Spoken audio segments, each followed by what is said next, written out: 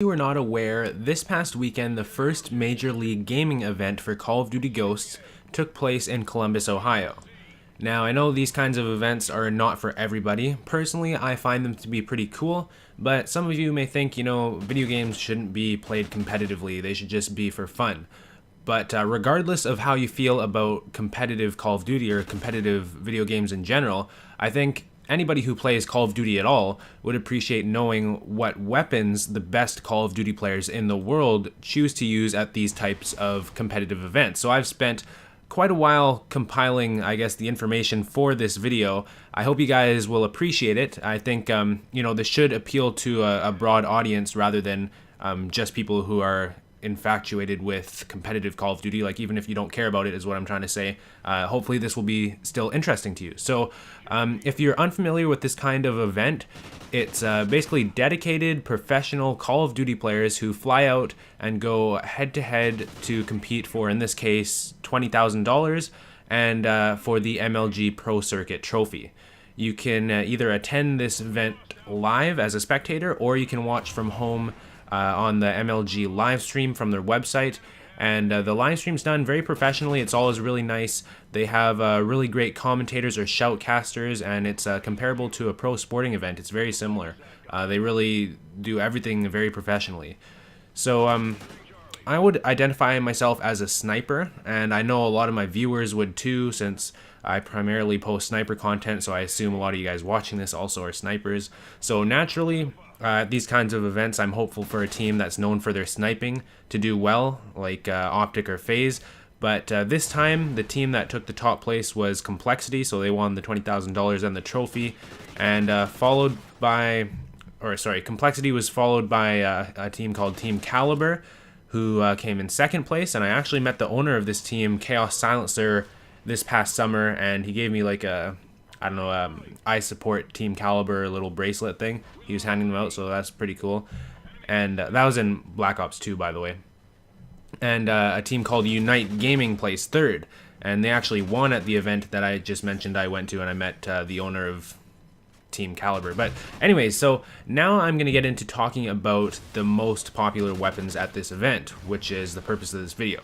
But before I do that, can I just ask you to consider leaving a like on this video? It only takes 2 seconds, it helps me out tremendously, and I really appreciate it. I really spent quite a while compiling all the information for this video, trying to make everything as informative as possible, and I think hopefully you'll appreciate how in depth I go to some of these things. I'm really going to try to explain why some weapons are used over others, so you guys can really understand, why the pros choose to use what weapons. So one thing to consider when you're listening to me talk about the most popular guns at MLG Columbus is that the MSBS assault rifle, as well as all marksman rifles, are restricted according to the MLG rule set. So if you're looking for the most overpowered weapon in Call of Duty Ghosts, the MSBS would probably be the gun for you.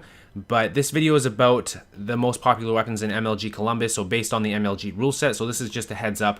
I'm going to be ignoring the existence of the MSBS pretty much, and going from there. And of course, the marksman rifles are banned as well. I'm not too sure where that decision came from, because every time I try a marksman rifle, I don't do very well with it. But I don't know the full story about that. But anyways, so let's just answer the question: what were the most popular guns this past weekend at MLG Columbus? Let's get right into it right now. So I'm going to quickly list off what I observed to be the most popular weapons at MLG Columbus, and then I'm going to go more in detail as to why those were actually so popular and why the pros tend to favor certain weapons over other weapons that you might have thought they would have liked, but actually it turns out they're not so great for competitive play. So the most popular weapon by far was the MTAR. It's the weapon you're seeing me using right here. I just got this gameplay to demonstrate how good it is. Basically, it's an SMG that has a lot of properties similar to an assault rifle, and it can actually compete really well with assault rifles at longer ranges. As you can see, that guy just got destroyed at quite a decent range there, and this is an SMG, so it outperforms all the SMGs by far at doing longer ranges. So coming up next after the MTAR, it was the Remington, the R5 Remington, which is an assault rifle, and that might come as a little bit of a surprise to you, because in public matches, the Remington isn't that popular, but I'll go more in detail into that in a minute.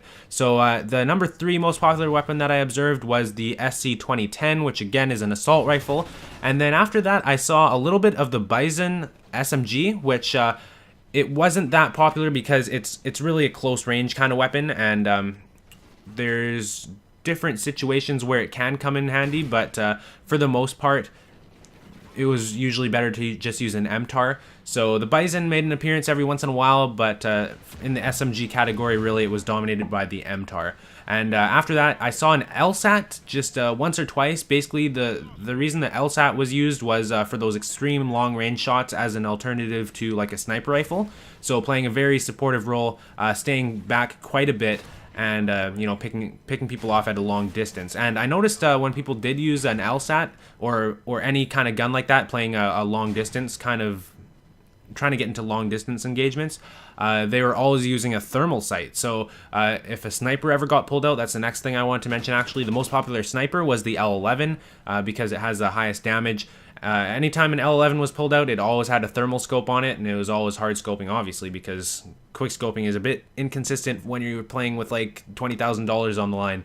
And the USR was second most popular sniper rifle, I guess you could say, but really sniper rifles don't really end up being useful very often in competitive play. Like every once in a while, depending on the map and the game mode, every once in a while you'll see a sniper rifle get pulled out, or sometimes as an alternative it'll be the LSAT. But yeah, so anyways, those are what I saw to be the most popular weapons. So now let's go more in detail into why those weapons are favored by pro players. So keep in mind, for competitive play, that teams are made up of 4 players each. Everybody is playing different roles, so some roles, like the player who is always playing the objective, an SMG, is probably more practical, whereas for a supportive role, maybe an assault rifle, or you know, depending on the map and the situation, maybe a sniper rifle or even an LMG would be better. So I want to start this off actually by comparing the AK-12 assault rifle, which I didn't mention here, and the R5 Remington. So the R5 Remington was the second most popular gun as far as I saw,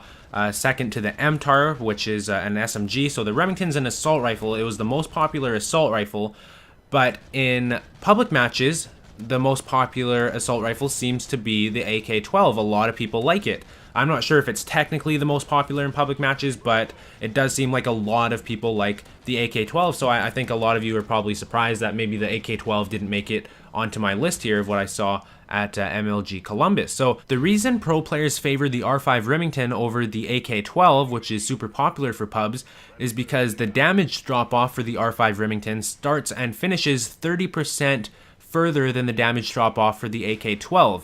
That means that the R5 Remington's bullets, while starting off weaker, which you could probably tell just by using it, that the bullets are weaker when they first start off, they actually carry better than the AK-12's bullets, so they do damage better over a distance. The R5 Remington also has a reload time that's 25% faster than that of the AK-12, and on top of all that, the R5 Remington features a 12% lower horizontal recoil and 20% less downwards recoil than the AK-12, so all around pretty much less recoil, and the recoil actually centers faster, so when it does jut out to the side quickly, it gets back to where it started faster than it does with the AK-12. So as a quick summary of this comparison between the R5 Remington and the AK-12, the AK-12 is an assault rifle that has properties similar to that of an SMG.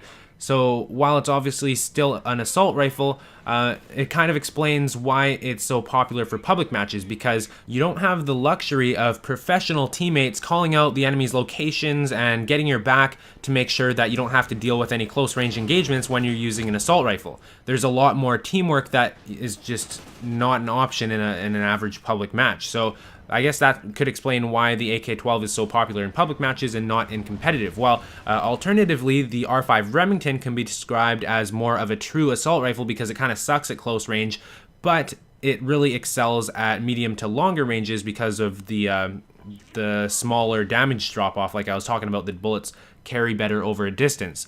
So it's not really a one-man army type of gun. You can't do it all yourself with the R5 Remington as easy as you could with the AK-12. But if you are working in like a good teamwork environment with obviously professional players in this case, the R5 really shines. So now for the last few minutes of this video, let's talk about the MTAR, which I said was the most popular weapon overall at MLG Columbus this weekend. It's an SMG, which is incredible that an SMG can perform this well at medium to long ranges. And in this video, I'm using the MTAR with a muzzle brake attachment, so that means it's actually 3 shots to kill for a little bit longer than it usually would be. So usually the MTAR is 3 shots to kill or 4 shots to kill at longer ranges. But with the muzzle brake attachment, it increases the range of the 3-shot kill. So you'll notice I'm getting kills a little bit faster at longer ranges in this video. But anyway, so just so you know that I'm using the muzzle brake here. So what the MTAR does is it basically bridges the gap between an SMG and an assault rifle. Like I said, the AK-12 is kind of like more on the SMG end of the assault rifles class. The MTAR is kind of on the assault rifle end of the SMG's class. So it does really well in Call of Duty Ghosts because I'm sure you guys know a lot of the maps are kind of big, and you do get into a lot of situations where somebody is a little bit out of range for the average SMG, and this really bridges that gap. It does a really good job of that, and it actually outperforms a lot of assault rifles at medium ranges and even sometimes long ranges because it's the 4-shot kill, whereas some assault rifles are more shots to kill than that.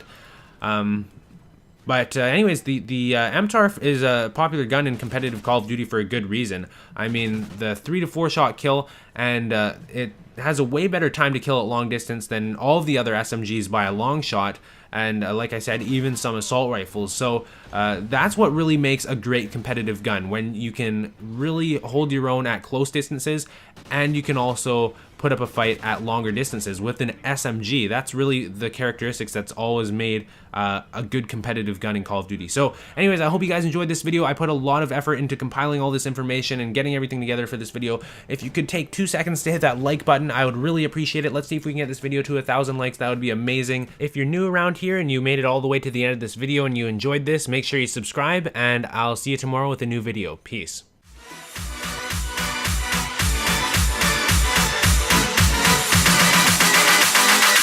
I ain't afraid of no ghosts.